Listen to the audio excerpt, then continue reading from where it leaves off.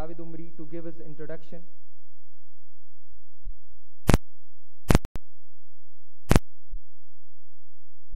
السلام علیکم ورحمۃ اللہ وبرکاتہ. الحمدللہ نحمد و نصلی علی رسول الکریم وبعد. میں آپ کے سامنے استاد محترم عبداللہ جولم عمری صاحب کا تعارف پیش کرنے کے لیے کھڑا ہوں. آپ کا نام عبداللہ جولم عمری مدنی حفظہ اللہ ہے. آپ نے جامعہ دارالسلام عمر آباد سے سند فراغت حاصل کی، پھر جامعہ اسلامیہ مدینہ منورہ کا رخ کیا اور لگ بھگ تقریباً آپ نے 13 سال مدینہ میں تعلیم حاصل کرتے رہے. آپ کا شمار مفتی سعودیہ علامہ ابن باز رحمۃ اللہ علیہ اور علامہ البانی رحمۃ اللہ علیہ کے شاگردوں میں سے ہوتا ہے. آپ نے مدینہ منورہ جامعہ اسلامیہ مدینہ منورہ سے وہاں سے آپ نے PhD کی سند حاصل کی. پھر آپ واپسی کے بعد جامعہ دارالسلام عمر آباد میں بحیثیت استاد مقرر رہے اور تقریباً آپ 20 یا 25 سال سے صحیح البخاری کا درس دے رہے ہیں اور آپ سابق ناظم جامعہ دارالسلام عمر آباد رہ چکے ہیں، یعنی ایکس پرنسپل رہ چکے ہیں. میں شیخ کو دعوت دیتا ہوں کہ آپ اسٹیج پر آئیں اور اپنی گفتگو کا آغاز فرمائیں. شیخ عبداللہ جولم عمری مدنی حفظہ اللہ. میں خالی ایک فارمیٹ بتا دوں یہاں پہ.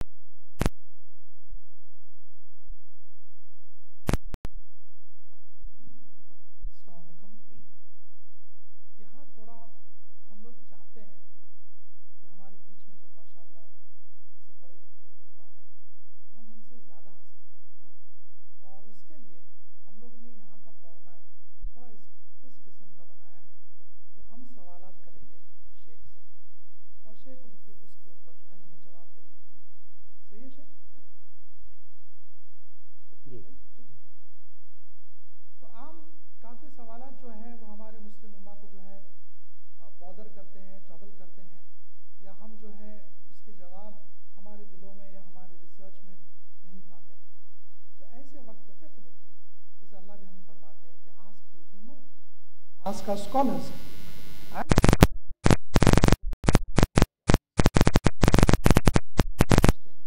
Let's ask questions that trouble us time and again to the person, inshallah, who can put the right perspective on it. Okay.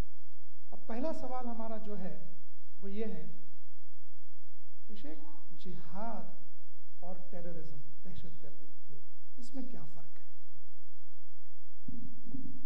السلام علیکم ورحمۃ اللہ وبرکاتہ. نحمد و نصلی علی رسول الکریم، اما بعد. ہم سے سوال کیا گیا جہاد اور دہشت گردی میں کیا فرق ہے. جہاد دفاع نفس کے لیے، مظلومین کی مدد کے لیے کیا جاتا ہے، اور دہشت گردی کسی کا حق چھیننے کے لیے، کسی پر ظلم اور زیادتی کے لیے، کسی کے نفس اور مال پر حملہ کرنے کے لیے کیا جاتا ہے. تو گویا کہ ناحق کسی کو مارا جائے، کسی کا مال چھینا جائے، کسی کو قتل کیا جائے، کسی قسم کی بھی زیادتی ناحق ہو تو دہشت گردی ہے. اور اگر کوئی شخص اپنے نفس کا دفاع کرتا ہے، اپنے مال کو بچانے کی کوشش کرتا ہے، تو یہ دہشت گردی نہیں کہا جاتا، اسی کو جہاد کہا جاتا ہے.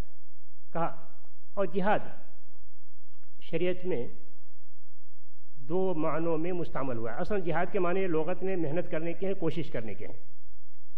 اللہ تعالیٰ نے کہا یا ایھا الذین آمنوا اتقوا اللہ وابتغوا الیہ الوسیلۃ وجاہدوا فی سبیلہ لعلکم تفلحون.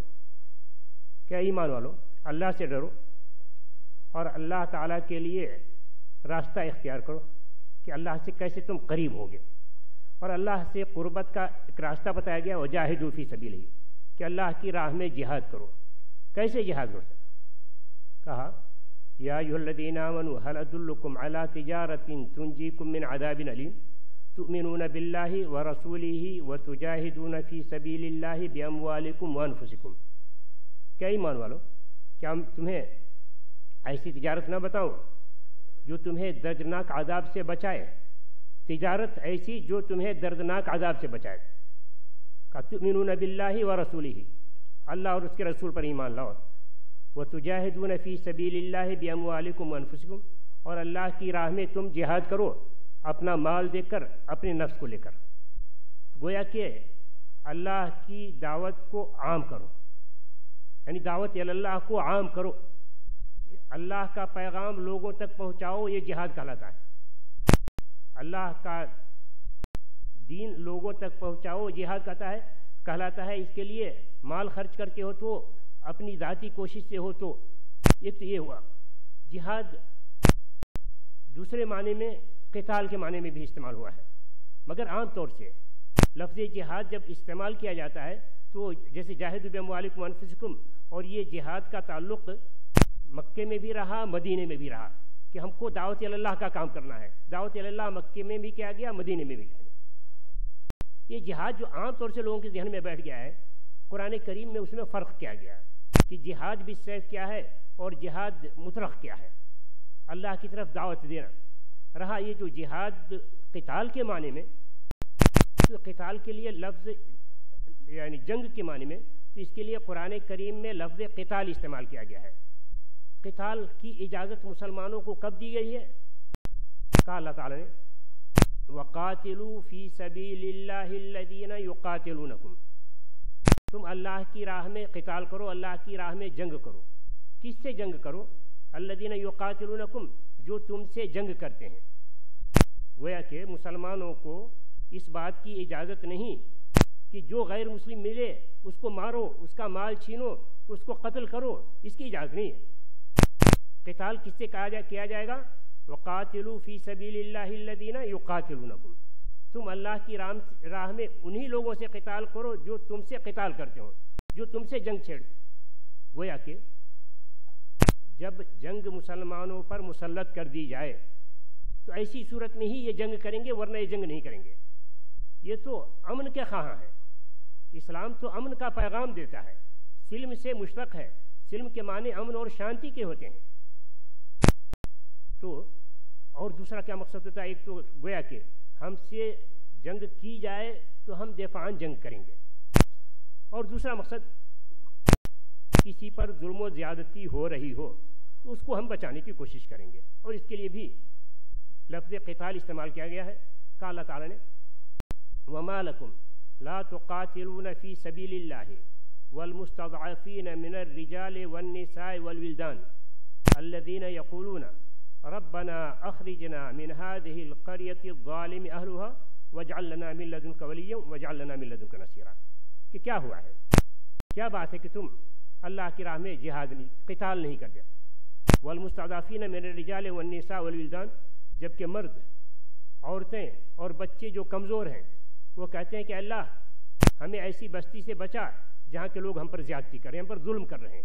तो ऐसे लोगों की फरियाद रसी के लिए अल्लाह ताला ने इजाज़त दी है कि इनसे क़िताल किया जाए।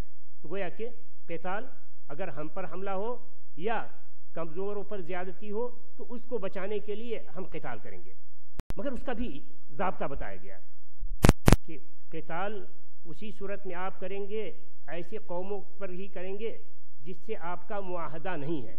अगर दो मुल्क हैं, एक दूसरे से मुआहदा है, और मुसलमान यहाँ भी रहते हैं वहाँ भी रहते हैं, वहाँ दूसरे मुल्क में मुसलमानों पर ज़्यादती हो रही है, तो ऐसी सूरत में यहाँ के रहने वाले को ये हक़ नहीं है कि उनकी मदद करें।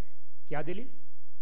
भाई इस्लाम तो आलमी है, मुसलमान को तो हर मुस्लिम का हमदर्द होना चाहिए, हर जगह मदद के लिए पहुँचना चाहिए, मगर हम कह रहे हैं कि अगर मुआहदा हो तो हमको वहाँ पहुँचने का हक़ नहीं। क्या दलील? कहा अल्लाह ताला ने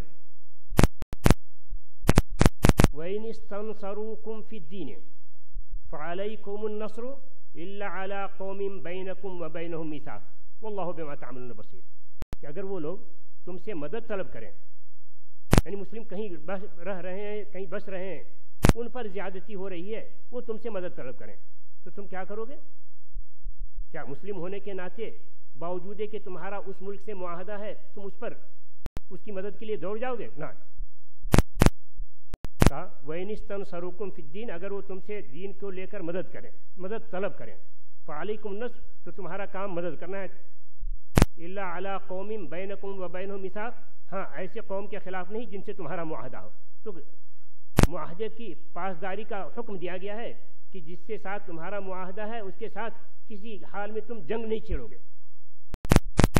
تو اس طریقے سے گویا کہ اسلام میں جہاد دفاع نفس کے لیے ہے، کمزوروں کی مدد کے لیے ہے، زیادتی کے لیے نہیں ہے.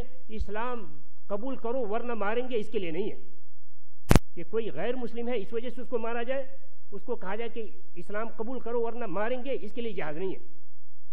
کیا دلیل؟ کہا ایک تو آیت ابھی پڑھی گئی وَقَاتِلُوا فِي سَبِيلِ اللَّهِ الَّذِينَ يُقَاتِلُونَكُمْ. دوسری آیت أُذِنَ لِلَّذِينَ يُقَاتَلُونَ بِأَنَّهُمْ ظُلِمُوا وَإِنَّ اللَّهَ عَلَىٰ نَصْرِهِمْ لَقَدِيرٌ، کہ اجازت دی گئی ہے ان لوگوں کو جن سے قتال کیا جا رہا ہے، جن پر جنگ مسلط کر دی گئی ہے. بِأَنَّهُمْ ظُلِمُوا، اس وجہ سے اجازت دی گئی کہ ان پر بڑی زیادتی کی گئی، ان پر ظلم کیا گیا ہے. وَإِنَّ اللَّهَ عَلَىٰ نَصْرِهِمْ، گویا کہ جہاد بالسیف یعنی ہتھیاروں سے جہاد کرنا یہ اسی صورت میں ہے جب کہ ہم پر زیادتی ہو. اگر ہم پر زیادتی نہ ہو تو پھر ہمیں جنگ کی اجازت نہیں ہے، بلکہ صلح کے ساتھ رہنے کا حکم دیا گیا ہے. کہاں صلح کے ساتھ رہنے کا حکم دیا گیا ہے؟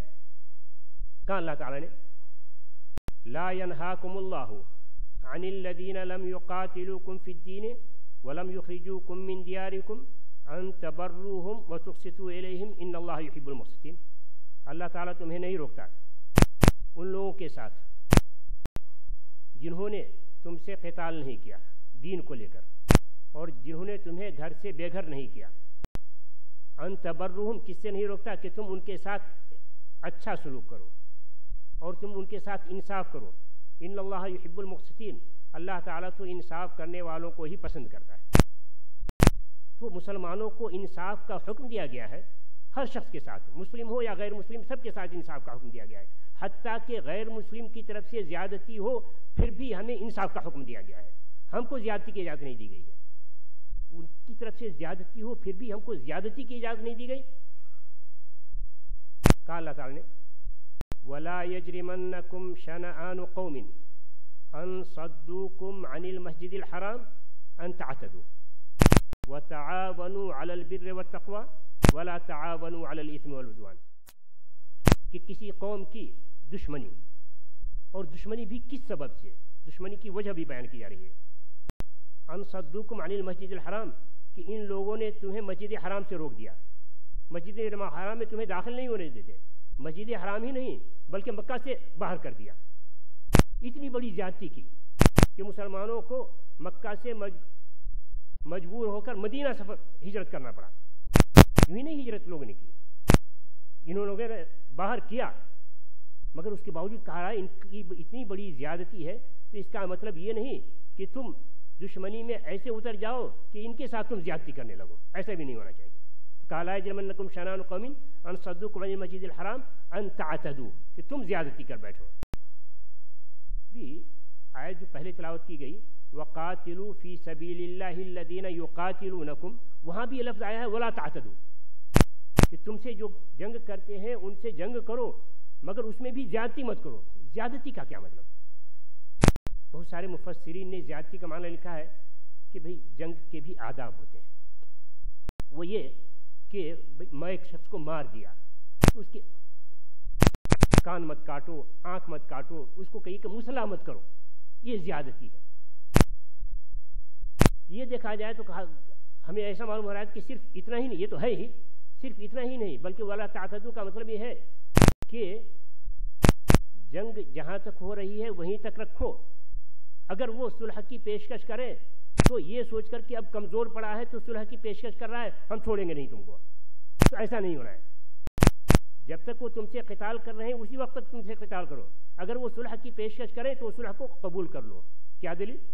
اللہ تعالی نے کہا وَإِن جَنَحُوا لِلسَّلْمِ فَاجْنَحْ لَهَا وَتَوَكَّلْ عَلَى اللَّهِ إِنَّهُ هُوَ السَّمِيعُ الْعَلِيمُ کہ اگر وہ صلح کی طرف مائل ہوں، صلح کی پیشکش کریں، فَاجْنَحْ لَهَا تو صلح کو قبول کر لو، وَتَوَكَّلْ عَلَى اللَّهِ اللہ پر بھروسہ کرو، إِنَّهُ هُوَ السَّمِيعُ الْعَلِيمُ۔ اور یہ جو صلح کو قبول کرنے کے لیے کہا جا رہا ہے، کیسی حالت میں صلح کو قبول کرنے کے لیے جا رہا ہے؟ آیت کا سیاق یہ بتا رہا ہے کہ مسلمانوں کو فتح حاصل ہو رہی ہے، مسلمانوں کو غلبہ مل رہا ہے اور غیر مسلم شکست کھا رہے ہیں۔ ایسے وقت میں وہ کہہ رہے کہ نہیں ہم اب جنگ بند کر دیں، ہم کو صلح چاہیے۔ اب دیکھیے جنگ کی حکمت عملی کا تو تقاضا ہے کہ جب آدمی ہمارا دشمن پسپا ہو رہا ہے تو اس کو یہی وقت ہے مارنے کا، مار دو، مگر اسلام حکم دیتا ہے کہ نہیں، ہاتھ روک لو۔ کیا دلیل کہ پسپا ہوتے ہوئے وہ صلح کی پیشکش کر رہا ہے، اس کے باوجود ہم کو ماننے کے لیے کہا جا رہا ہے کہ صلح مان لو۔ آگے کی آیت وَإِن جَنَحُوا لِلسَّلْمِ فَاجْنَحْ لَهَا وَتَوَكَّلْ عَلَى اللَّهِ إِنَّهُ هُوَ السَّمِيعُ الْعَلِيمُ وَإِن يُرِيدُوا أَن يَخْدَعُوكَ فَإِنَّ حَسْبَكَ اللَّهُ، اور اگر وہ تمہیں دھوکہ دینا چاہیں تو اللہ تمہارے لیے کافی ہے۔ گویا کہ دھوکہ کا امکان ہوتے ہوئے بھی تمہیں نظر آ رہا ہو کہ نہیں یہ دھوکہ دے رہا ہے، اس کے باوجود تم کو صلح مان لینی ہے۔ وَإِن يُرِيدُوا أَن يَخْدَعُوكَ فَإِنَّ حَسْبَكَ اللَّهُ، اللہ کافی، اللہ کی طرف سے ہدایت ہے، اس کو تمہیں مان لینا ہے۔ تو دیکھیے امن کا کتنا بڑا پیغام دیا جا رہا ہے کہ بھئی ہم مرنے اور مارنے کے لیے نہیں آئے ہیں، ہم تو اللہ کا پیغام پہنچانے والے بندے ہیں، ہم قتل کرنا نہیں چاہتے، ہم تو رحمت بن کر آئے ہیں۔ وَمَا أَرْسَلْنَاكَ إِلَّا رَحْمَةً لِّلْعَالَمِينَ، رحمت عالم، صرف مسلمانوں کے لیے نہیں، سارے لوگوں کے لیے رحمت۔ تبھی تو آپ دیکھیے کہ جن لوگوں نے رسول اکرم صلی اللہ علیہ وسلم اور ان کے اصحاب کو مکہ سے باہر کیا، جب اللہ تبارک و تعالیٰ نے قوت اور طاقت دی اور اہل مکہ نے صلح کی خلاف ورزی کی، جس کی وجہ سے جنگ کی گئی اور اللہ تعالیٰ نے مسلمانوں کو غلبہ دیا، فتح نصیب ہوئی، تو اگر کوئی اور شخص ہوتا، کوئی اور قوم ہوتی تو یہ اچھا موقع سمجھتی کہ انتقام لینے کا، کہ ان لوگوں نے بڑا ستایا ہے، کتنے لوگوں کو ہمارے قتل کیا ہے، کتنا ستایا ہے، یہی اچھا موقع ہے انتقام لینے کا۔ مگر غلبہ ہوا تو کہتے ہیں لا تثریب علیکم اليوم اذهبوا انتم الطلقاء، ہم انتقام نہیں لیں گے تم سے، جاؤ تم کو ہم نے آزاد کر دیا، چھوڑ دیا، ہم کو معاف کر دیا۔ یہ ہے، یہ رحمت للعالمین نہیں ہے تو کیا ہے؟ بلکہ جن لوگوں نے ستایا، جب ان کو اللہ کی جانب سے ہلاک کرنے کی پیشکش کی گئی تو اس پر بڑا ہی رنج و غم، اس رنج و غم کا اظہار ایک واقعے سے سنیے۔ لیلۃ العقبہ میں رسول اکرم صلی اللہ علیہ وسلم نے اسلام پیش کیا، ان لوگوں نے بری طرح سے ٹھکرایا، بلکہ بڑا ستایا، ایسا ستایا کہ جبریل علیہ السلام رسول اکرم صلی اللہ علیہ وسلم سے پاس پہنچے، کہا کہ اللہ تعالیٰ کی جانب سے حکم ہے ملک الجبال کو، وہ فرشتے جو پہاڑوں پر معمور ہیں اور پہاڑ کے راستے سے گزر رہے تھے، کہ اللہ کی طرف سے حکم ہے ملک الجبال کو کہ آپ سے پوچھیں، اگر آپ کہیں تو اس قوم کو دونوں پہاڑوں کے درمیان دبا دیا جائے۔ ملک الاخشبین کہا گیا کہ عائشہ رضی اللہ عنہا نے پوچھا رسول اکرم صلی اللہ علیہ وسلم سے کہ احد سے بھی کوئی سخت دن آپ پر گزرا ہے؟ ہم سب کو معلوم ہے جو بھی اسلامی تاریخ پڑھتے ہوں کہ سب سے زیادہ تکلیف رسول اکرم صلی اللہ علیہ وسلم کو کسی جنگ میں ہوئی تو احد میں، کہ آپ کے دندان شہید کر دیے گئے، خود آپ کے سر میں گھس گیا، خون رشتہ رہا بند ہونے کا نام نہیں لے رہا تھا، یہاں تک کہ فاطمہ رضی اللہ عنہ نے حصیر جلائی اور اس سے اس کو بھرا، پھر جا کر کے خون بند ہوا۔ تو عائشہ رضی اللہ عنہ پوچھتے کہ اس دن سے بھی کوئی سخت دن آپ پر گزرا ہے جس میں آپ کو بڑی تکلیف ہوئی؟ کہا کہ ہاں، جب تمہاری قوم نے، بنو عبد یالیل قوم کا نام ہے، ان لوگوں نے ہماری دعوت کو رد کر دیا اور ملک الجبال نے کہا کہ کہو تو، یعنی صرف رد کرنا نہیں تھا، آپ کو سخت تکلیفیں پہنچائی تھی، اور وہ جو کہا کہ کہو تو اس کو ختم کر دیا جائے. تو اگر کوئی انتقام لینے والا شخص ہوتا تو کہتا اچھا موقع ہے ایسی قوم کو برباد کر دو جو اپنے نبی کو ستائے. ہم آئے ہیں ان کو ہدایت دینے کے لیے، اچھی باتیں بتانے کے لیے، اور ہم ہی کو یہ زخمی کر رہے ہیں. کہا نہیں،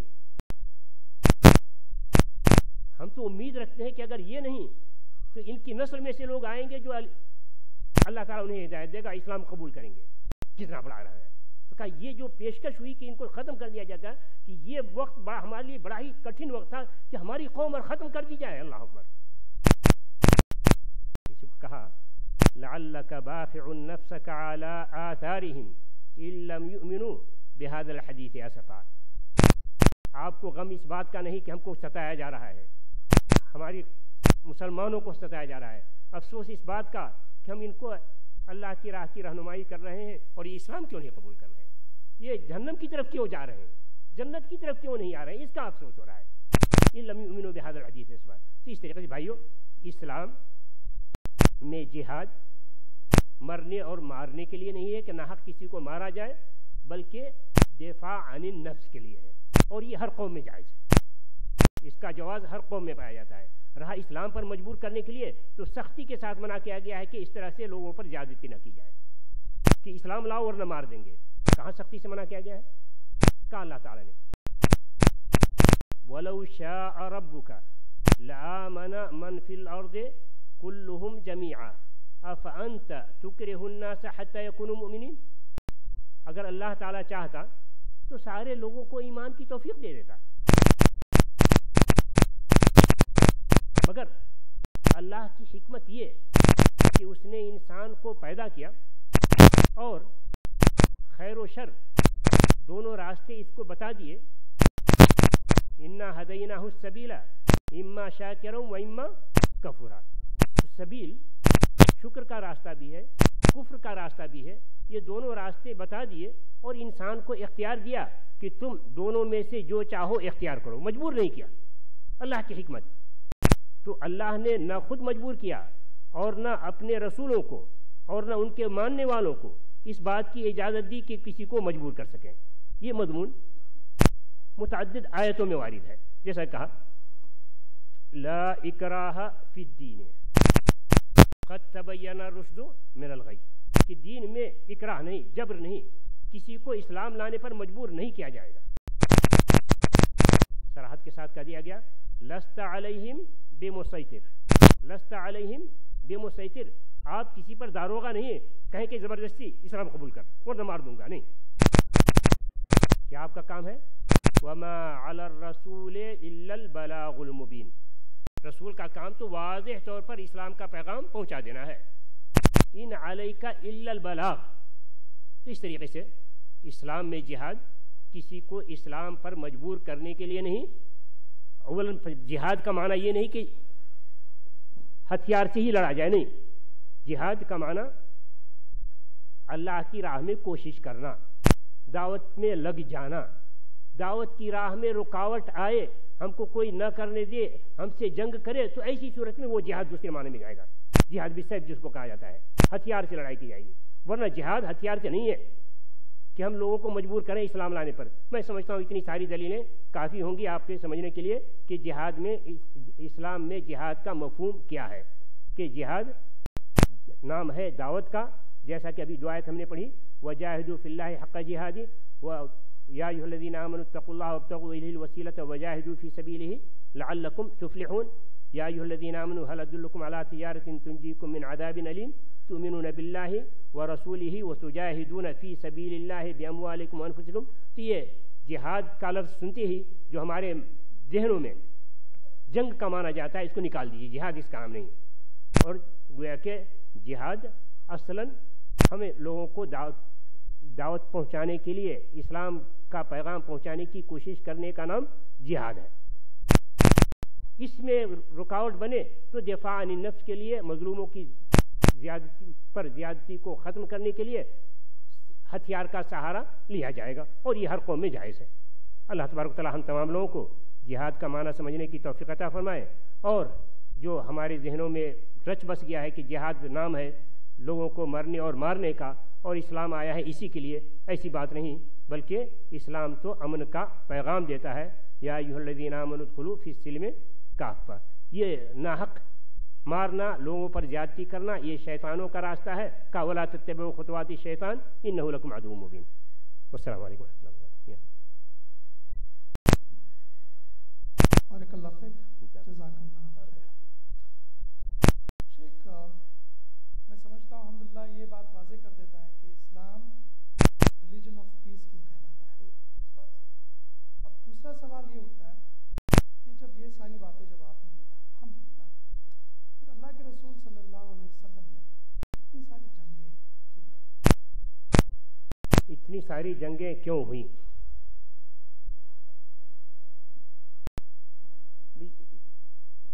ابھی ہم نے بتایا کہ اسلام میں جنگ دفاع عن النفس ہے، قاتلوا فی سبیل اللہ الذین یقاتلونکم۔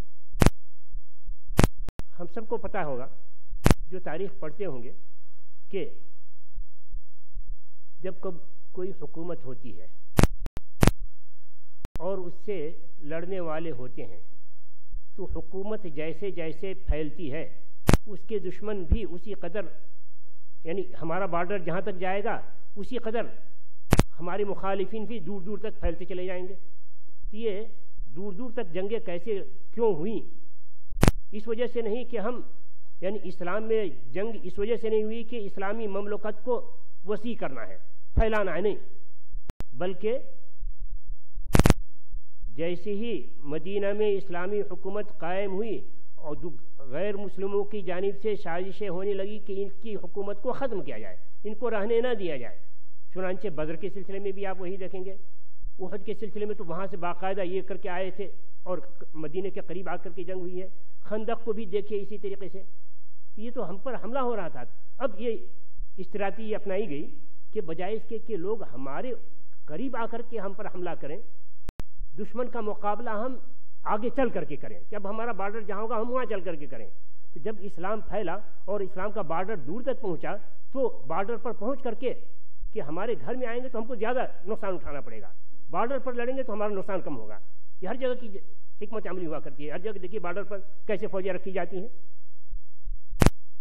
دیکھیے یہ شام 1100-1200 کلومیٹر ہے مدینہ منورہ سے۔ ایک مرتبہ رسول اکرم صلی اللہ علیہ وسلم کی ازواج مطہرات نے رسول اکرم صلی اللہ علیہ وسلم سے درخواست کی کہ اب الحمدللہ مالی فراوانی آ گئی ہے تو ہم لوگوں کو بھی فراوانی کے ساتھ رکھا جائے، تنگ حالی نہ رہے، تو کشادگی کا مطالبہ کیا۔ رسول اکرم صلی اللہ علیہ وسلم چاہ رہے تھے کہ ہم اور ہمارے گھر والے تنگی کے ساتھ ہی رہیں، کہ ہماری مالی فراوانی کو لوگ دیکھیں گے تو غلط تاثر نہ جائے کہ اپنے زیادہ رکھتے ہیں اور ہم کو کم دیتے ہیں، نہیں، ہم تنگ حالی کی زندگی گزاریں گے۔ مگر عورتوں نے ذرا شدت کے ساتھ مطالبہ کیا تو رسول اکرم صلی اللہ علیہ وسلم نے ایلا کیا یعنی غصہ ہو کر، ناراض ہو کر کے ان کے کمرے سے الگ اپنے ایک کمرے میں بیٹھ گئے، جس کی وجہ سے مشہور یہ ہو گیا کہ رسول اکرم صلی اللہ علیہ وسلم نے ازواج مطہرات کو طلاق دے دی ہے۔ چنانچہ ہوا یہ کہ عمر رضی اللہ عنہ جو علم حاصل کرنے کے بڑے ہی شوقین تھے، مگر پیشہ تجارت تھی، تجارت چھوڑ دیتے تو پھر وہ علم چلا جاتا، تجارت چھوڑ دیتے تو پھر جینا کیسے چلتا، معاش ختم ہو جاتی، اور اگر تجارت ہی میں لگ جاتے ہیں تو علم سے دوری ہو جاتی ہے۔ تو اپنے ایک ساتھی کے ساتھ باری بنا لی کہ ایک دن ہم جائیں گے اور ہم جو کچھ سنیں گے تمہیں بیان کریں گے، ایک دن تم جاؤ اور تم جو کچھ سنو مجھے بیان کرو، باری بنا لی تھی۔ تو اتفاق سے ان کے دوست کی باری تھی، وہ اس دن جب واپس آئے رسول اکرم صلی اللہ علیہ وسلم کے پاس سے زور سے دروازہ کھٹکھٹایا، عمر رضی اللہ عنہ گھبرا کر نکلے اور کہتے ہیں اجاء الغسانی، یہ جملہ توجہ کا ہے، अजा अल गस्सानी, 1200 किलोमीटर मुल्क शाम है और उसके बादशाह का लक़ब है गस्सानी। तो कहा वो आ गया, यानी बहुत दिनों से चिमोगोइयाँ अफवाहें फैली हुई थी कि गस्सान बादशाह मदीना पर हमला करने वाला है, और उसका खौफ लोगों में किस कदर तारी है कि ज़ोर से दरवाज़ा खटखटाया गया तो कहा अब शायद हमला हो चुका है मदीने पर। हम इससे सिर्फ इतना इस्तेदलाल करना चाह रहे हैं कि गैर मुस्लिम मुसलमानों को सुकून से बैठने नहीं दे रहे थे, वो दूर हुई क्यों नहीं। और दूसरी ये एक से आप समझ गए होंगे कि दूर से दूर तक क्यों जंग गई, उतनी दूर के लोग हमें मक्के मदीने पर हमला करने की सोच रहे हैं। उसी तरीके से रूम उससे भी ज़्यादा दूर। ग़ज़वा तबूक के लिए क्यों रसूल अकरम सल्लल्लाहु अलैहि वसल्लम निकले? खबर थी कि रूम का बादशाह हम पर हमला के लिए आ रहा है। तबूक पहुँचे मगर नहीं आया। अगर ये लड़ने भिड़ने ही वाली कौम होती, रसूल अकरम सल्लल्लाहु अलैहि वसल्लम और उनके असहाब लड़ने ही के लिए जाते ताकि ममलकत वसी की जाए, तो कहते कि ये नहीं आया चलो उस पर हमला कर देते हैं, मगर नहीं, वहाँ से वापस आ गए कि नहीं वो लोग नहीं आ रहे हैं। तो इस तरीके से रसूल अकरम सल्लल्लाहु अलैहि वसल्लम सारे आलम के लिए रहमत थे। सिर्फ ममलकत को वसी करें ये मकसद नहीं था, बल्कि मुसलमानों को सताया न जाए, हम पर हमला न किया जाए, उसके दिफा के लिए आप इतनी दूर दूर, यानी सरहद की हिफाजत, उसके लिए जंगें लड़ी गई, वहाँ तक न होने पाए। आप भी देखते हैं कि कहाँ से कहाँ तक जंगें हो रही हैं। रूस कहीं है, अमेरिका कहीं है, और एक दूसरे से खाइफ उसके लिए तैयार की जाती है, और ये फिर और नाहक भी ज्यादती होती है। तो देख ही रहे हैं कि कहाँ से कहाँ कहते कि नहीं हमको फलां से खौफ है। तो रसूल अकरम सल्लल्लाहु अलैहि वसल्लम का मामला तो ऐसा नहीं कि हमको सिर्फ नाम लेकर के उस किसी कौम को बर्बाद किया जाए, कि जिस पर हमारा गलबा हुआ है, जिसने सताया है, उसको छोड़ दिया तो दूसरों पर ज्यादती करने बैठेंगे। तो ये गलत तस्वुर नहीं होना चाहिए। तो क्या कहा था आपने? अभी क्या करें? तीसरा सवाल। हाँ ये अच्छा, ये कि जंगें क्यों हुई? तो मैं समझता हूँ आप समझ गए होंगे कि जंग इस वजह से हुई कि लोग हम पर, यानी लोग मुसलमानों के खिलाफ जंग करना चाह रहे थे, तो बजाय इसके कि मदीना में रह करके ही वो जंग लड़ी जाए, जैसे जैसे सरहद बढ़ती गई आगे निकल कर दिफा किया गया। ये बात जज़ाकल्लाह खैर अगेन। और मैं समझता हूँ कि जो सवालात हमारे जहनों में जो आते हैं उसके माशाअल्लाह काफ़ी तफसीर से और खुले अंदाज में जो है हमें जवाबात मिल रहे हैं, है ना इंशाअल्लाह, अल्हम्दुलिल्लाह। तीसरा सवाल शेख आता है कि ठीक है, जिहाद, टेररिज्म, ये मौजू समझ में अब आ गया, और अल्लाह के रसूल ने इतनी सारी जंगें क्यों लड़ी, ये बात भी समझ में आ गई।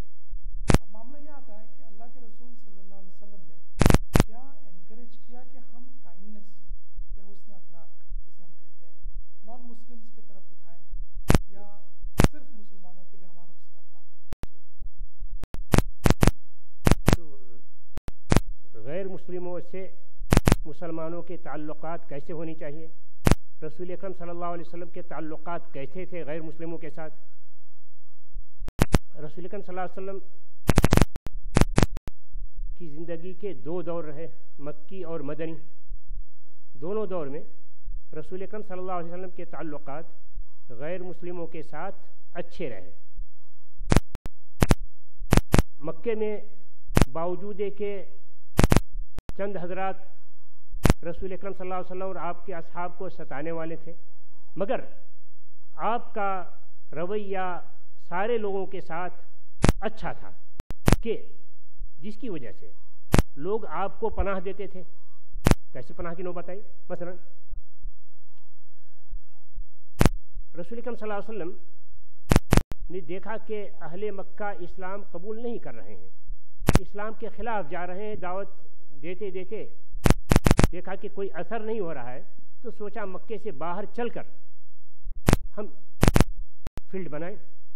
चुनांचे ताइफ गए, सब वहाँ जानते ताइफ गए, मगर अहले ताइफ ने भी दावत को रद्द कर दिया, बुरी तरह से रद्द किया, सताया। हम उस तफसील में जानना नहीं चाहते, बस इतना जानना चाहते हैं कि जब ताइफ से वापसी हुई तो वहाँ उस वक्त के हालात के एतबार से ज़रूरत थी इस बात की कि कोई शख्स पनाह देने वाला मिले। पनाह देने का मतलब ये होता, यानी कोई बाअसर शख्सियत होती وہ کہتی کہ میں اس کو پناہ دیتا ہوں، خبردار کوئی اس پر ہاتھ نہ اٹھانا، ایسی ضرورت تھی۔ تو چنانچہ مطعم ابن عدی جو کافر تھے، انہوں نے رسول اکرم صلی اللہ علیہ وسلم کو پناہ دی، اور اس کے جوار میں رسول اکرم صلی اللہ علیہ وسلم مکہ میں داخل ہوئے۔ تو رسول اکرم صلی اللہ علیہ وسلم کا تعلق ان کے ساتھ کیسا تھا، وہ کس طرح سے احترام کرتے تھے شخصیت کا، دیکھیں جانباً سے ہوا کرتا ہے، ایسے نہیں ہوتا ہے۔ رسول اکرم صلی اللہ علیہ وسلم نے چچا ابو طالب کا ساتھ لیا، جب تک آپ رہے ساتھ دیتے رہے۔ تو کیا ہے، رشتہ دار تھے اس وجہ سے ان کا ساتھ لیا، غیر رشتہ دار آپ کے ساتھ نہیں تھے، غیر رشتہ دار بھی آپ کے ساتھ تھے۔ چنانچہ جب کفار مکہ نے رسول اکرم صلی اللہ علیہ وسلم اور مسلمانوں کے بائیکاٹ کا فیصلہ کیا، آپ کو شعب ابی طالب میں محصور ہونا پڑا، تو آپ کے ساتھ صرف چچا ہی نہیں تھے بلکہ اور بھی قریش اور غیر قریش کے دیگر قبائل کے لوگ جو آپ سے ہمدردی رکھتے تھے، وہ لوگ بھی اس میں محصور تھے۔ ان لوگوں کے ساتھ کتنا اچھا سلوک رہا۔ رسول اکرم صلی اللہ علیہ وسلم جب ہجرت کر رہے ہیں، آپ کے پاس بہت ساری امانتیں تھیں۔ کیا مسلمانوں کی امانتیں تھیں؟ نہیں، غیر مسلموں کی بھی امانتیں آپ کے پاس تھیں۔ تو دیکھیے کیسی تعلقات آپ کے ساتھ غیر مسلموں کے ساتھ آپ کے تعلقات تھے۔ کیا آپ یہ کہیں کہ نہیں مکے میں تو مجبور تھے، اس وجہ سے ان لوگوں کے ساتھ تعلقات رکھنے پر مجبور تھے؟ مدینے کی بات بتائیے کہ وہاں بھی آپ کا رویہ غیر مسلموں کے ساتھ ایسا ہی ہمدردانہ اور دوستانہ رہا ہو۔ مدینے میں رسول اکرم صلی اللہ علیہ وسلم، ایک مرتبہ کا واقعہ ہے کہ حدیث میں آتا ہے کہ مشعان طویل کا لفظ آتا ہے کہ ایک کافر شخص تھا، اس کے بال پراگندہ بڑا لمبا شخص تھا، بکریاں چراتے ہوئے آ رہا تھا، تو آپ نے اس سے کہا ابیعن ام ہدیتن، ابیعن ام ہدیتن، بھائی بیچو گے یا ہدیہ دو گے، بیچو گے یا ہدیہ دیکھو۔ دیکھیے کیسا اسلوب ہے اور کیسے آدمی، حدیث کا سیاق تو یہ بتا رہا ہے کہ اجنبی آدمی ہے، اسے کوئی تعارف نہیں ہے، مگر اس سے اسلوب اپنا رہے کہ بھائی ہدیہ دو گے یا ہدیہ کس سے انسان مانگتا ہے، دوست سے ہدیہ مانگا جاتا ہے، یہاں اجنبی آدمی اور اس سے کہتے ہیں، گویا کہ اسلوب نرم اسلوب اپنایا جا رہا ہے، اس کو اپنے سے قریب کیا جا رہا ہے۔ پہلے سے تو تعارف تھا نہیں کہ وہ ہدیہ کی پیشکش کرتا۔ انہوں نے کہا بل بیان، اس شخص نے کہا بل بیان، نہیں ہم تو بیچیں گے۔ تو یہ نہیں کہ صرف قریب کرنا تھا، نہیں، آپ نے رسول کرم صلی اللہ علیہ وسلم آپ نے اس سے خریدا بھی، آپ نے اس سے بکرے خریدے بھی۔ تو دیکھیے کیا اسلوب رہا غیر مسلموں کے ساتھ۔ اور آپ کہیں کہ ہو سکتا ہے یہ بات اس وقت کی ہو جب کہ غیر مسلموں کے ساتھ جنگ نہیں ہو رہی تھی، جنگ کے بعد کی بات بتائیے۔ جنگ کے بعد کی بات، رسول اکرم صلی اللہ علیہ وسلم وفات پا رہے ہیں، وفات سے چند دن قبل گھر کے لیے غلے کی ضرورت پیش آئی، اب قرض لینے کی نوبت آئی۔ تو قرض لیا تو کس سے؟ ایک یہودی شخص سے، ایک یہودی شخص سے قرض لیا۔ کیا مسلمانوں کے پاس اس وقت پیسے نہیں تھے، غلے نہیں تھے؟ بھئی آخری وقت میں تو ماشاءاللہ مسلمان کافی مالدار ہو چکے تھے، پیسے کی بڑی فراوانی ہو چکی تھی، مگر اس وقت آپ ایک یہودی سے قرض لے رہے ہیں 30 ساغل۔ کیا حکمت تھی آخرکار؟ جبکہ آپ پہلے کہہ چکے تھے اخرج الیہود من جزیرۃ العرب، یہودوں کو جزیرہ عرب سے نکال باہر کرنا۔ آپ نے خود نہیں نکالا، کہا کہ یہودی کو جزیرہ عرب سے باہر کر دینا۔ اور اس حکم پر عمل کب ہو رہا ہے؟ عمر رضی اللہ عنہ کے دور میں، جب خیبر میں جہاں یہودی آباد تھے وہاں عمر رضی اللہ عنہ کے صاحبزادے عبداللہ ابن عمر کا ہاتھ پیر توڑ دیا گیا تھا اور ان لوگوں نے توڑا تھا۔ اس زیادتی پر ان کو باہر کیا گیا۔ جب باہر کیا گیا ان لوگوں نے کہا کہ رسول نے ہم کو یہاں رکھا ہے اور آپ یہاں سے ہم کو باہر کریں گے۔ تو عمر رضی اللہ عنہ نے یہی حدیث پیش کی اخرج الیہود من جزیرۃ العرب۔ انہوں نے کہا یہ تو رسول کریم صلی اللہ علیہ وسلم نے مذاقاً کہا تھا، کہا کہ مذاقاً نہیں، یہ وقت آ گیا ہے۔ گویا کہ یہود کی دشمنی معروف، بلکہ قرآن کریم میں بھی بتایا گیا کہ یہود تمہارے دشمن ہیں. کہاں؟ کہا اللہ تعالیٰ نے وَلَتَجِدَنَّ أَشَدَّ النَّاسِ عَدَاوَةً لِلَّذِينَ آمَنُوا الْيَهُودَ وَالَّذِينَ أَشْرَكُوا، کہ دشمنی میں سب سے بڑھ کر سب سے سخت دشمن تم یہود کو پاؤ گے، اور دوسرے نمبر پر کہا گیا مشرکین کو پاؤ گے. پہلے نمبر پر یہود دشمن ہیں. قرآن کریم میں یہ کہا جا رہا ہے، رسول کہہ رہے ہیں یخرج الیہود کہہ رہے ہیں، اور آپ وفات سے چند دن قبل ایک زیرہ رکھ کر زیرہ کیا ہے آپ لوگ جانتے ہوں گے کہ جنگ کا سامان ہے، ڈھال ہے جس سے بچا جا سکتا ہے، تو جنگی سامان ہے، وہ رکھ کر غلہ لے رہے ہیں یہودی سے. کیا پیغام دینا چاہتے ہیں؟ کچھ لوگوں نے تو یہ کہا کہ بھئی اللہ کے رسول نے کسی مسلمان سے نہیں لیا کہ آپ کسی سے لیتے تو وہ آپ سے پیسہ نہیں لیتا، ہدیہ دے دیتا، احسان ہوتا اس کا، تو آپ احسان سے بچنا چاہ رہے تھے. آپ یہ بھی تو کہہ سکتے ہیں کہ آپ یہ امت کو پیغام دینا چاہ رہے ہیں کہ سارے یہودی یکساں نہیں، سارے غیر مسلم یکساں نہیں، ان میں سے بعض اچھے ہیں جن کے ساتھ اچھا برتاؤ کیا جا سکتا ہے، ان کے ساتھ لین دین کیا جا سکتا ہے، ان پر اعتماد کیا جا سکتا ہے. اور قرآن کریم بھی یہی تعلیم دے رہا ہے. کہا اللہ تعالیٰ نے لا ينهاكم الله عن الذين لم يقاتلوكم في الدين ولم يخرجوكم من دياركم ان تبروهم وتقسطوا اليهم ان الله يحب المقسطين، کہ اللہ تبارک و تعالیٰ تمہیں نہیں روکتا ان لوگوں سے جنہوں نے تم سے دین کو لے کر قتال نہیں کیا، تم کو تمہارے شہر سے بے گھر نہیں کیا، بدر نہیں کیا، کہ تم ان کے ساتھ اچھا سلوک کرو، تم ان کے ساتھ انصاف کرو، بلکہ اللہ تعالیٰ تو انصاف کرنے والوں کو پسند کرتا ہے. تو دیکھیے، بلکہ یعنی ان کی طرف سے زیادتی ہو پھر بھی ہم کو معاف کرنے کا حکم دیا گیا. یعنی یہ جو آیت اب ہم نے پڑھی، لا یجرمنکم شنآن قوم ان صدوکم عن المسجد الحرام ان تعتدوا وتعاونوا علی البر والتقوی. عام طور سے ہم علماء اس آیت کا وتعاونوا علی البر والتقوی اس ٹکڑے کو لے کر مسلمانوں کے لیے استعمال کرتے ہیں کہ مسلمانوں کو حکم دیا گیا ہے کہ آپس میں مل جل کر رہیں، نیکی کے کاموں میں ایک دوسرے کی مدد کریں.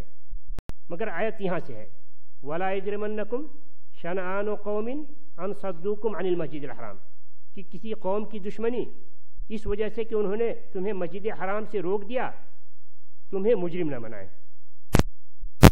کس بات کا؟ ان تعددوا، کہ تم زیادتی کر بیٹھو، تمہاری طرف سے زیادتی نہیں ہونی چاہیے. تو کیا ہونا چاہیے؟ وَتَعَاوَنُوا عَلَى الْبِرِّ وَالتَّقْوَىٰ، گویا کہ غیر مسلم کے ساتھ مل جل کر رہنے کا حکم دیا جا رہا ہے. غیر مسلموں کے ساتھ تعاون کیا جائے گا.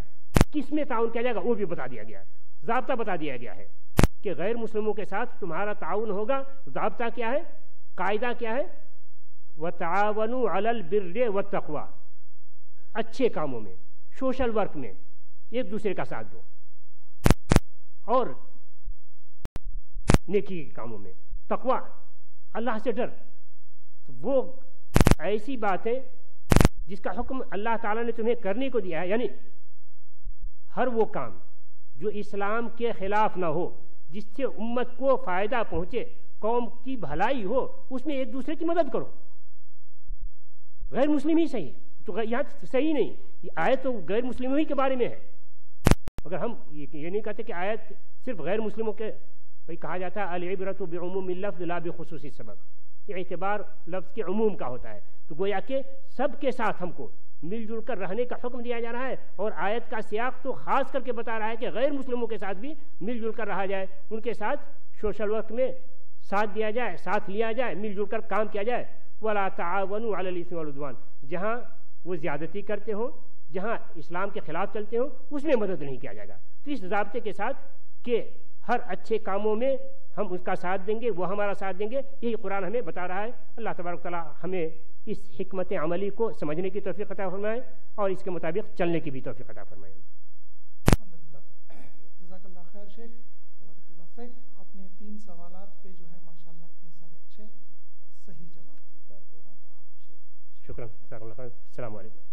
और मैं जानता हूँ कि बहुत सारे सवालात आप लोगों के जहन में भी आते होंगे कि इसके साथ जुड़े हुए और सवालात करें। We ask more questions related to the topic and इंशाल्लाह what we will try to do is कि of course we can't take questions here but we can do इंशाल्लाह have more sessions with the Sheikh, inshallah, under some kind of a workshop or prolong this.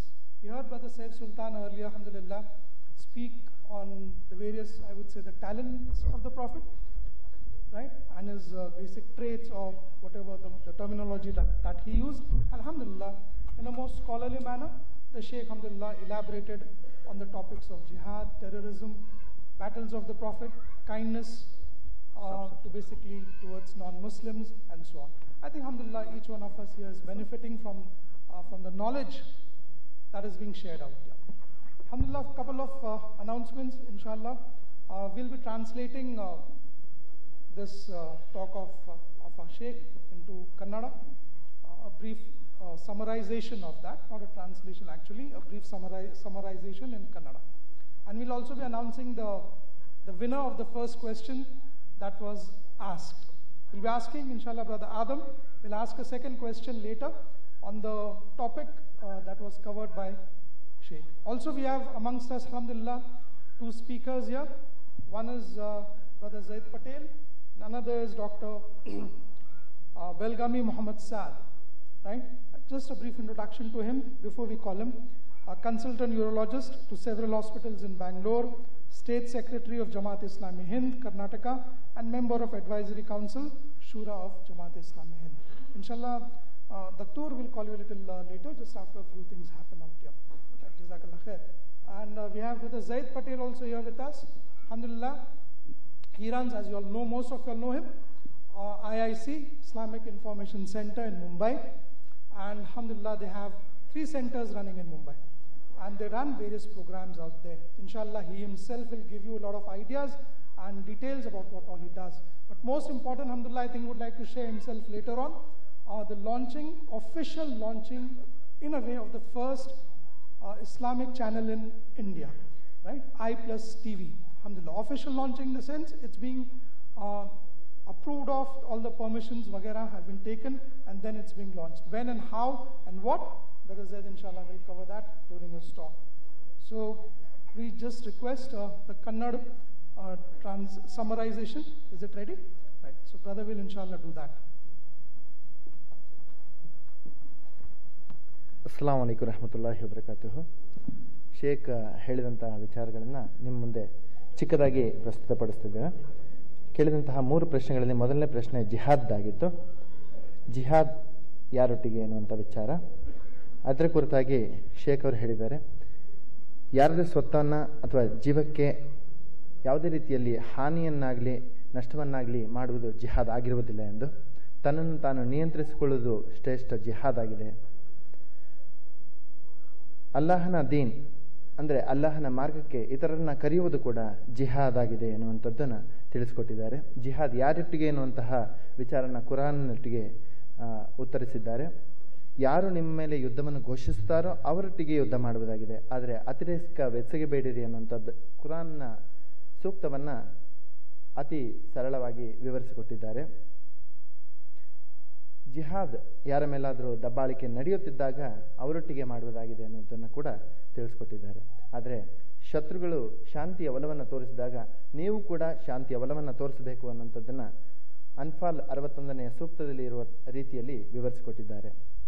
ಧರ್ಮದಲ್ಲಿ ಯಾವುದೇ ರೀತಿಯ ಬಲವಂತವಿಲ್ಲ, ಬಲವಂತ ಮಾಡುವುದು ಜಿಹಾದ್ ಅಲ್ಲ ಅನ್ನುವಂಥದ್ದನ್ನು ಕೂಡ ಕುರಾನ್ ಸಾರಿ ಹೇಳುತ್ತದೆ ಎನ್ನುವುದನ್ನು ಇಲ್ಲಿ ತಿಳಿಸ್ಕೊಟ್ಟಿದ್ದಾರೆ. ಎರಡನೇ ಪ್ರಶ್ನೆ ಪ್ರವಾದಿ ಸಲ್ಲಲ್ಲಾಹು ಅಲೈಹಿ ವಸಲ್ಲಂ ಅವರ ಜೀವನದ ಸಂದರ್ಭದಲ್ಲಿನ ಯುದ್ಧಗಳ ಕುರಿತಾಗಿತ್ತು. ಅದರ ಕುರಿತಾಗಿ ಸತ್ಯವಿಶ್ವಾಸಿಗಳಿಗೆ ಮುಸ್ಲಿಮೇತರರಿಂದ ಉಪದ್ರವಗಳು ದಿನನಿತ್ಯ ಹೆಚ್ಚಾಗುತ್ತಿದ್ದಾಗ ಅಂಥ ಸಂದರ್ಭದಲ್ಲಿ ಯುದ್ಧವನ್ನು ಸಾರಲಾಯಿತು ಅನ್ನೋದನ್ನು ತಿಳಿಸ್ಕೊಟ್ಟಿದ್ದಾರೆ. ಅದು ಕೂಡ ಮಕ್ಕಾದಿಂದ ಮದೀನಕ್ಕೆ ಸ್ಥಳಾಂತರಗೊಂಡ ನಂತರ, ಅಂದರೆ ಹಿಜಾರತ್ ನಂತರ ಅವಿಶ್ವಾಸಿಗಳು ಅಲ್ಲಿಗೂ ಕೂಡ ಬಂದು ಉಪದ್ರವವನ್ನು ತೊಂದರೆಯನ್ನು ಕೊಟ್ಟಾಗ ಯುದ್ಧವನ್ನು ಎದುರಿಸಬೇಕಾಯಿತು ಅನ್ನೋಂಥದ್ದನ್ನು ಸರಳವಾಗಿ ವಿವರಿಸಿಕೊಟ್ಟಿದ್ದಾರೆ. ಮುಸ್ಲಿಮರು ತಮ್ಮ ಪ್ರಾಣವನ್ನು ಮತ್ತು ಸ್ವತ್ತನ್ನು ರಕ್ಷಿಸಿಕೊಳ್ಳಲಿಕ್ಕಾಗಿ ಮಾತ್ರ ಯುದ್ಧವನ್ನು ಮಾಡಿದರು. ಅದರಲ್ಲೂ ಕೂಡ ಶಾಂತಿ ಸಂಧಾನಕ್ಕೆ ಮೊದಲನೇ ಆದ್ಯತೆಯನ್ನು ನೀಡುತ್ತಿದ್ದರು ಅನ್ನುವಂಥದ್ದನ್ನು ವಿವರಿಸಿಕೊಟ್ಟಿದ್ದಾರೆ.